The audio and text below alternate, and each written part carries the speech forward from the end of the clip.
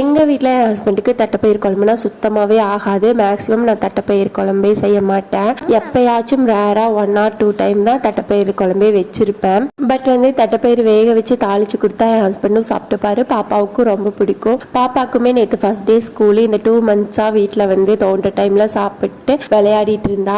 டைமில் தான் எப்பயுமே பசிக்குதுன்னு கேட்பா. இனி ஸ்கூலுக்கு போய் எப்படி அதை பழக போகிறாளோ அப்படிங்கிற பயம் எனக்கு 2 days முன்னாடியே வந்துருச்சு. சரி, அவளுக்கு பிடிச்சதா போட்டு கொடுத்தா ஏதோ கொஞ்சம் சாப்பிட்டுப்பாளேன்னு சொல்லிட்டு தட்டைப்பயிறு வேக வச்சு தாளிச்சு ஒரு பாக்ஸ்லயும் கொஞ்சமா கடையில் வாங்கின ஸ்நாக்ஸ் அவளுக்கு பிடிச்சதா போட்டு வச்சுட்டேன்.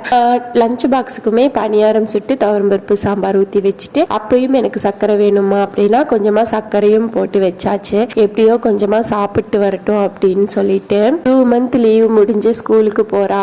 அழுவாளோ அப்படின்னு சொல்லி நினைச்சேன். பட் சமத்தா எழுந்து கிளம்பிட்டா. ரக்ஷு தான் சோகமா பார்த்துட்டே இருந்தா. ஹாஷுமே வேன்ல ஏறினோடனே சோகமாயிட்டா.